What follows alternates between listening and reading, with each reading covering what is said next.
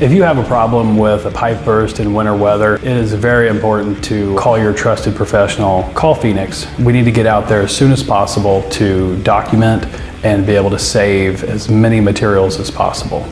Property managers should contract with a snow removal company in order to keep their parking lots and sidewalks treated during the winter months. I would also recommend that property managers keep some extra salt on hand so that way their building engineers can help sprinkle that around, because in significant events it will take time for your snow removal crews to make it to the site, and you want to make sure that any snow or ice is removed to help prevent accidents when tenants are still coming and going from the building. Routines in the winter to make sure buildings are staying safe is just making sure that you've got positive drainage away from the building to make sure ice doesn't build up, checking gutter systems, making sure that you don't have any leaking outside faucets or hose bibs, and making sure that there's not going to be a buildup of moisture around doors and walkways to make sure that when it does freeze, it doesn't cause an ice skating rink outside of the building. Truly just knowing the buildings and going through and maintaining it just like you would your home is the best way to prevent dangerous situations in any building.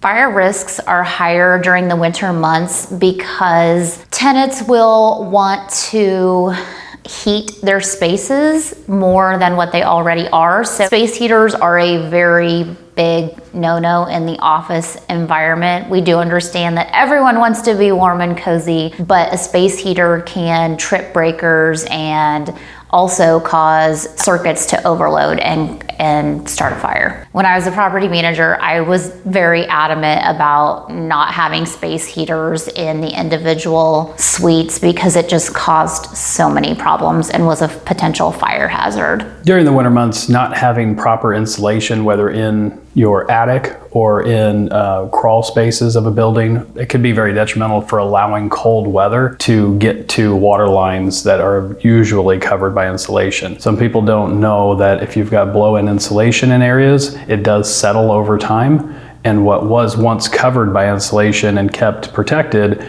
years down the road, it may not be protected from the cold weather and could cause it to break. Keeping humidity under control in commercial buildings during the winter is something that can be done working with a good trusted HVAC partner to, one, monitor the existing systems in the building, and then two, if the system needs to be modified or changed for either makeup air or a humidifier or some type of different system to change the actual unit so that humidity can be controlled in the building is a great tool. The other option is to monitor the building and make sure that the humidity levels are staying where they're at. Know your building, know if there's an issue, and if there is an issue, address it, and making sure that the building is breathing and stays as healthy as it needs to be.